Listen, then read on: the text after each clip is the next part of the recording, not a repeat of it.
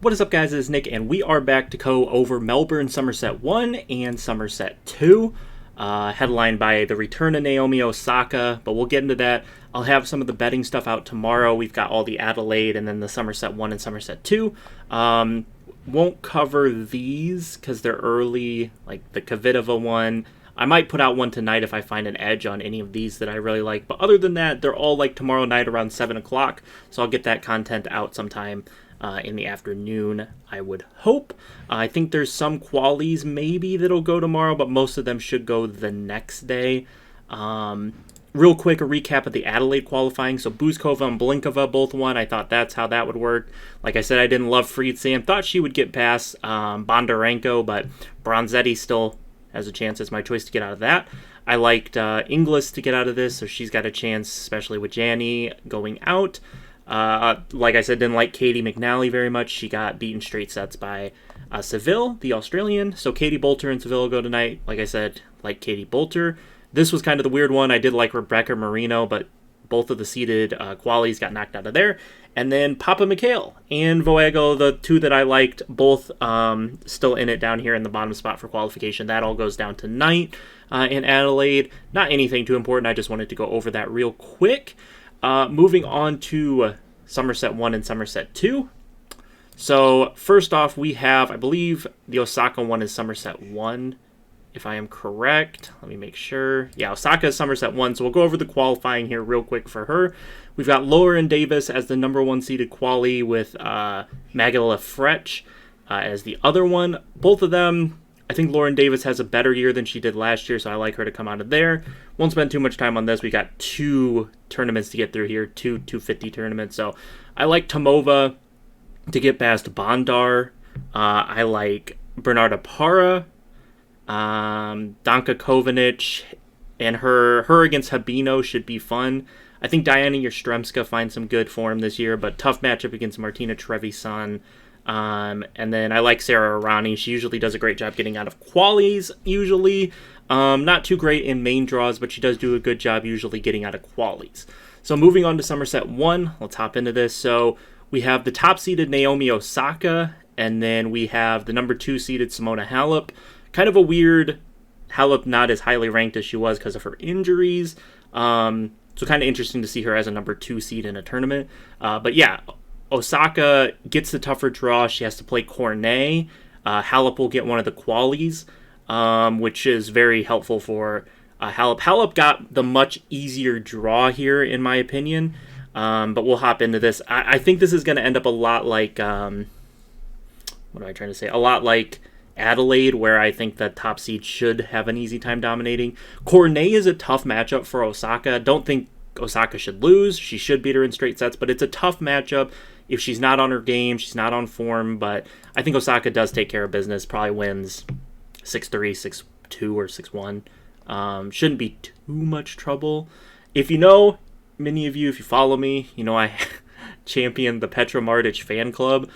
She's not been great, but a lot of her struggles were against like the same people. So if we go to her results, last year she lost to Kazakhina. If you go back like to the previous year, I believe she lost to what's her name? Hold on, let me go back. I can't think of her name.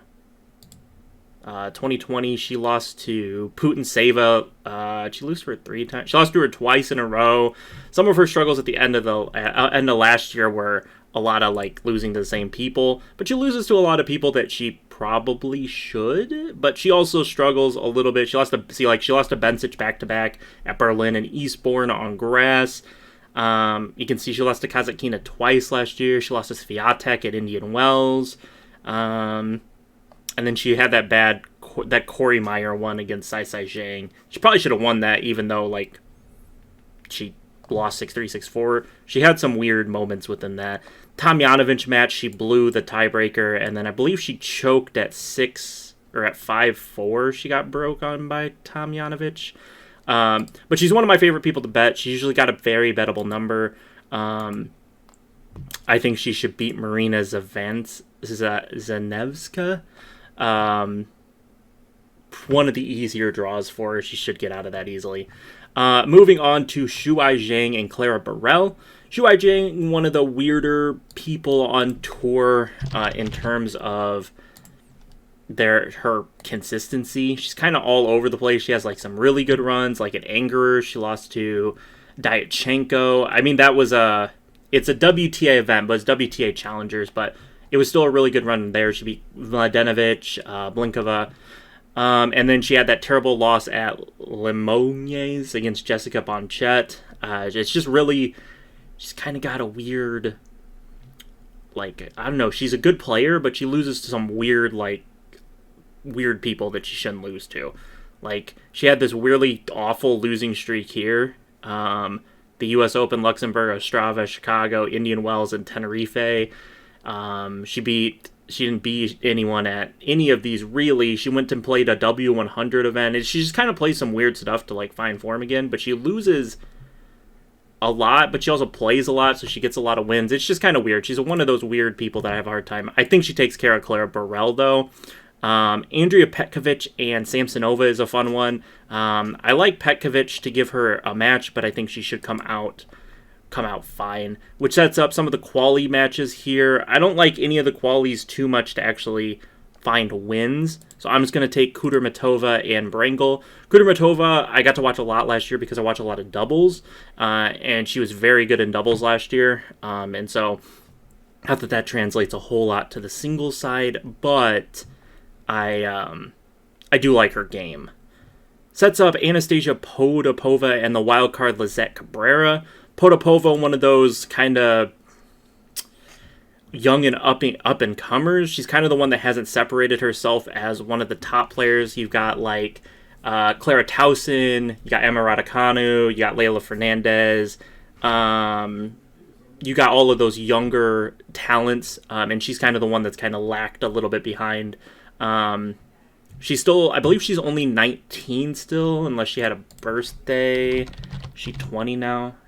Or was she 18? She's 2000 March 30, 2001. So she's still 20. So she's 20 now, right? If I can do math. Yeah, she's 20. She turned 21 later this year. I thought she was 19 turning 20, but she's 20 turning 21. She's still young. Still what I would call an up and comer. She did raise her rank up last year, but she does have some struggles here and there. She did give... I know Halep beat her 6-1, 6-4, but she did play decently against Halep. She played that good match against Tomljanovic. She looked a lot better at the end of the year as she did early in the year. Dubai was her one, like, good event, I guess, because she beat Keys and Bencic. But back here, she had her kind of struggles in the middle of the year before finding it. She took some time off. She didn't play a whole ton of matches last year. And she didn't play many of, like, the easier tournaments where she can kind of build up points and whatnot. I mean, she didn't have a terrible year, but you guys know what I mean. A lot of her wins were, like, the same people. Like, she beat Mladenovic, I think, 3 times last year. But she kind of beats the people she should, and she loses to the people she should. It's kind of weird. But that's Potapova. Moving on. That was a long-winded way to say Potapova. But Katerina Tsunyakova, one of my favorite people to bet on as well. Her lines are usually very bettable. Doubles partner of Krejcikova. She, not the greatest year last year in singles, but she did have that nice run in... Is it Cleveland? Is it Cleveland that she had that nice run in? I believe it was when she lost... Let's see. Which one was it? Yeah, it was in Cleveland. She lost to Kontaveit in the quarters. She played pretty well there. She played pretty well on the American swing for her ranking. I kind of judge people a little bit different depending on their rankings, but she had a very good year. She made the finals at Bad Homburg. She really turned it on the second half of the year. Look for her to have a pretty good year this year. Moving on to the bottom half, we got to get this going. I'm going to take the upset here. Anna Kanya, one of my other kind of favorites her to bet on. Her lines are usually fairly good. It's a pretty close line here with Martinsova, and so I like Kanyu to take her out. Move on to Kaya Kanepi and Jacqueline Christian. Kanepi, the veteran. Christian, I liked her game at the end of last year. She played very well in those events. To end the year, Let me pull her up real quick. Try not to like pull up everybody to show stuff here. But let's show this real quick. She played that very nice event at Linz. She went through qualifying and made it all the way to the finals to play Ali Risk. She got the free pass over Halep, who withdrew. She got the walkover, and then she got the retirement of Rebecca Peterson. So it was a little bit skewed, but she did have a great performance. And then she also had that good performance at the U.S. Open qualifying, making it one step away from actually qualifying. And then she played a lot of the smaller events, which was good. She made it through to round 3 qualifying at Roland Garros. I think she's poised for maybe a pretty decent year this year. She got up to 71 to end last year, and so I like her chances this year. Kanepi on the end of her career, she beats people, but it's also, I just don't like her game, and so I don't tend to favor her in a lot of matches. Sai Zhang, I'm gonna take her. A little bit more fan of her game than Shu Ai's, but they're both kind of a little erratic. Ali Risk against Vera Zvonareva. Ali Risk I will take. She keeps getting seeded, and she really shouldn't be. I'm waiting for the time where she's no longer a seeded player, and I think it'll be a lot easier for her in terms of like play. She gets a lot of these weird matchups because she's seeded. They should be easier, but they really aren't, and so she gets like some of these weird matches, but I think she gets past Zvonareva. She probably has a nice run at this tournament. It sets up very nice for her in her little quarter there, but going forward, I don't necessarily love Ali Risk. So Lauren Davis is listed here on the bracket. I don't know if she just is getting the free pass out of qualifying or how that's working.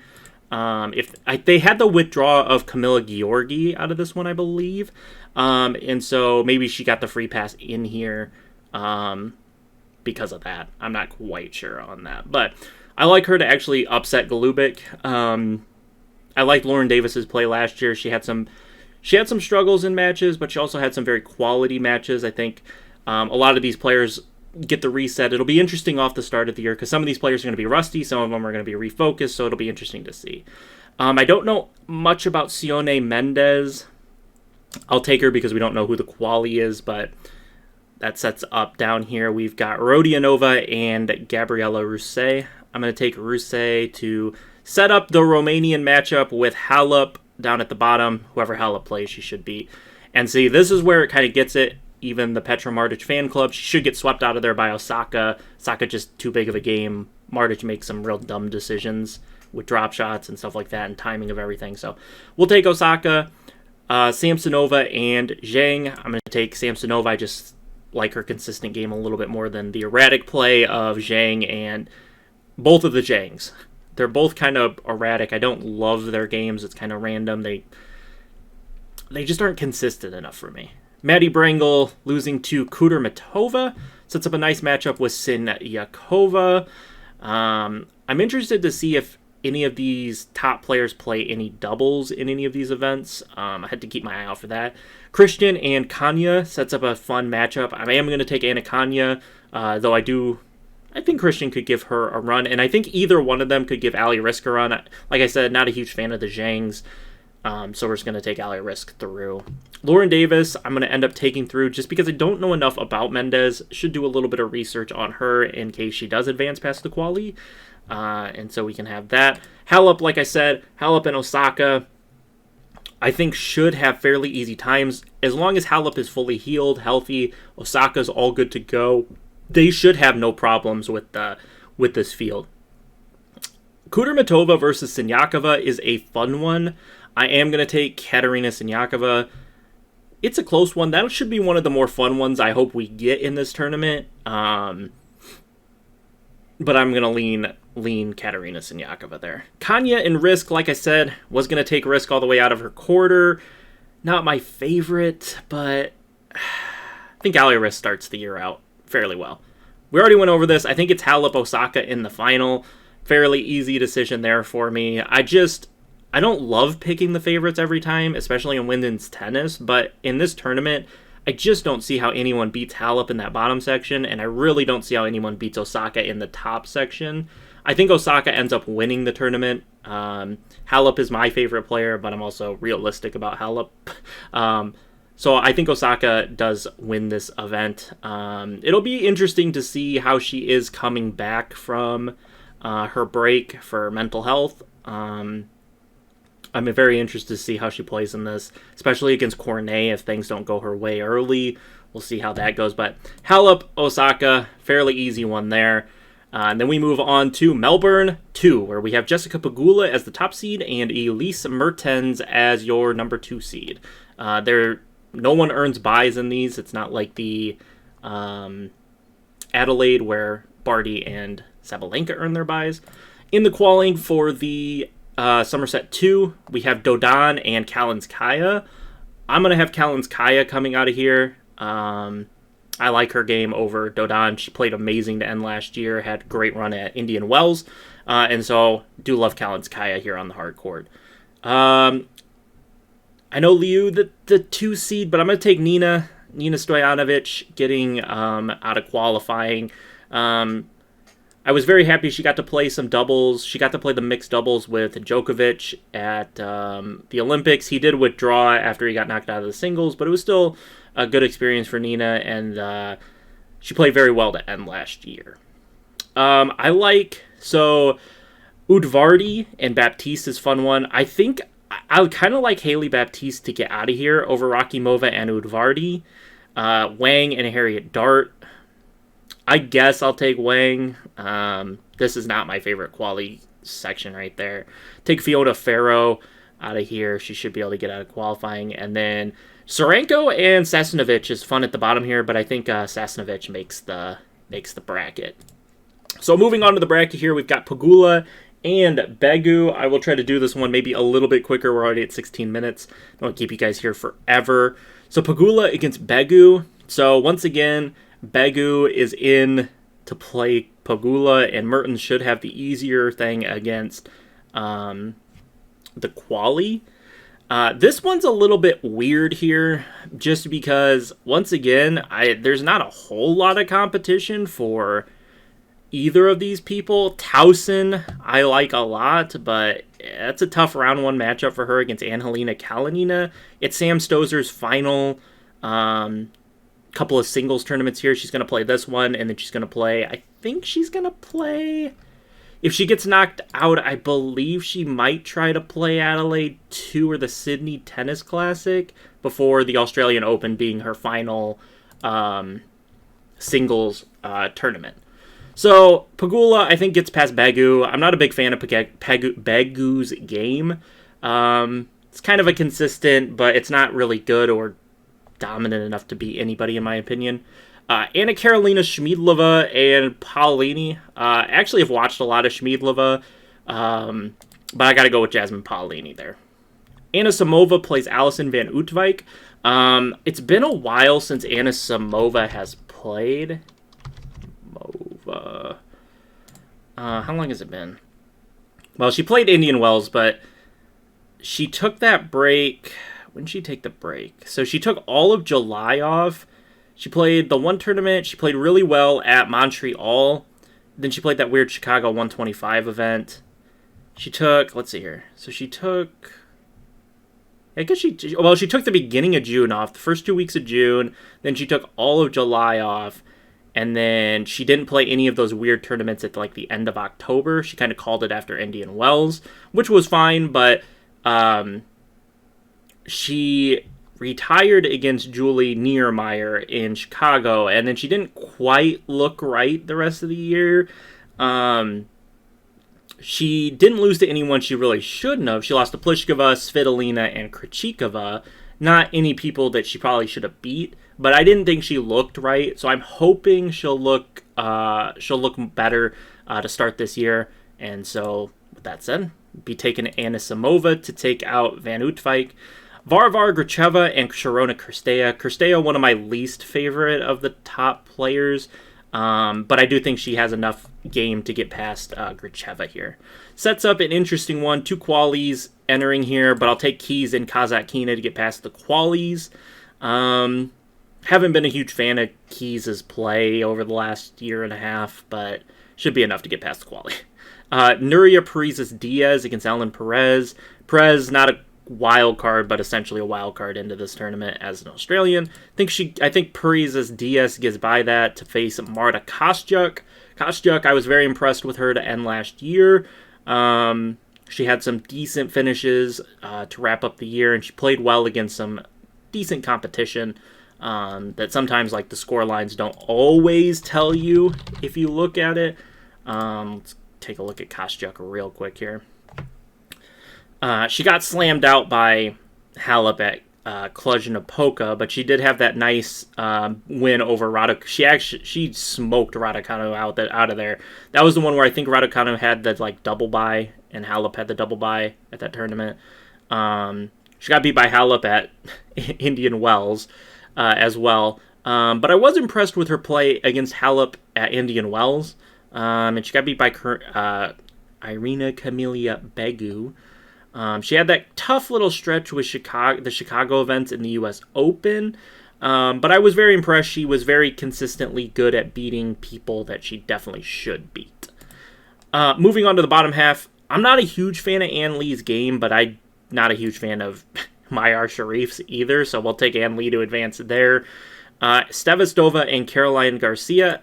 Caroline Garcia was playing, she played some stuff that I think her and Kristina Mladenovic, I think, are going to have much better years, kind of former top players that fallen off a little bit. I like Caroline Garcia to have not like a crazy bounce back year, but to play better than she has recently. Greet Meenan, quali, we'll just go ahead and take her. Sarah Sorribes Tormo against Beatrice Haddad Maya. I don't know. Beatrice Haddad Maya, I watched her a little bit last year. Wasn't impressed. Just don't think she's very good. Towson, one of my favorite, is probably my favorite up-and-coming prospect in the women's, between her and like Layla and Emma Raducanu, Anna Simova. I guess Swiatek's really not counted in that anymore. But Towson, one of my favorite. I thought she would probably have the run that Raducanu had, but that's okay. I'm going to take Sozer to get past the quali. Sets up Astra Sharma and Rebecca Peterson down here. Peterson usually has some decent lines, so I've watched a lot of her matches. I think she has enough to get past Astra Sharma, though I have watched a lot of Astra Sharma too. Mertens, I think, gets past the quali. So moving on, we'll try to get through this a little bit quicker. Pagula and Paolini. Like Pagula to get through. And then it sets up Anna Simova and Cirstea. Like I said, I think Anna Simova has a pretty good year this year. I think she comes back healthy, fit, ready to go. And so I like her to upset Cirstea there. Keys, like I said, I'm not a huge fan of Keys anymore. Don't like her game and where it's at. So going to take Daria Kazakina. Sets up Parizas Diaz and Kostyuk. Like I said, like Kostyuk to get through past Nuria Parizas Diaz. Ann Lee and Caroline Garcia. I'll take Caroline Garcia. She's had... last year was was real interesting with Caroline Garcia, but I think she gets off to a good start here, knocks out Ann Lee, sets up Greet Meenan and Sarah Sorribes Tormo. I think Sorribes Tormo advances there. Already talked about Towson. I mean, I don't need to say much about Elise Mertens. She's probably the best consistent person on tour that's not like Ash Barty or I guess maybe Halep. She's consistently to like the round of 16. If we go look at Elise Mertens, she had the Billie Jean King Cup. Those are always weird because there's always weird results. But you had the finals at the Gippsland, 16 Australian, semifinals Dubai, 16 Miami. Charleston was weird because she got beat by Cornet. The finals at Istanbul. She made the quarters at Madrid. She got knocked out of Rome by Kudermetova. That's not a bad loss. Roland Garros, round of 32, lost to Sakari. Tomljanovic and Coco Gauff losses back-to-back were bad. But then Wimbledon, round of 32. The Alexandrova loss was bad at the Olympics. San Jose, semis. Cincinnati, 32. U.S. Open, 16. Luxembourg, quarters. Chicago, 16. Indian Wells was bad against Paolini. That was real bad against the lucky loser. That was, like, deep in the night with, like, sand flying everywhere. So not as big of a deal, but that was still a bad loss for Elise Mertens. So we're down to the final, what was that, 16? No, final 8. Sorry, can't count. Pagula against Anna Simova. I really want to take Anna Simova here to upset Pagula, and I think I am. I I just think Anna Simova should be better than her ranking suggests. The rankings are a little wonky to begin with, but she should be way better than her ranking suggests, and I think she catches Pagula here. I like Pagula, love her well-rounded game, but I think Anna Simova gets the best of her. I think Kostyuk upsets Kasatkina. Like Kasatkina's game, but it's a little bit... She doesn't do anything spectacular, she just does a lot of things good. I think Kostyuk catches her. Sets up a weird matchup here of Anna Simova and Kostyuk. Caroline Garcia, I think, does get knocked out by Sarah Sorribes Tormo. And I'm going to have Clara Tauson upset Elise Mertens in the round of 8. Mertens got rid of her coach, so I think it'll take her a couple of events here to tune up before the Australian Open. So I think Tauson does get the best of her here. Do like Mertens' projections, though, for the remainder of the year. I think she has a better year this year than she's had the last couple. She's hung in the mid-teens range usually, and so I think she has a much better year this year, but I think Tauson gets the best of her in this first event with her new coach. Tauson, I have upsetting Sorribes Tormo, if you want to call it upset, 6 beat 4, and then I'm going to have Kostyuk beating Anna Simova, sets up Kostyuk and Tauson in the final. Going to take Clara Tauson to advance into the final. So that is all of that submitted. We finished up the 3 tournaments.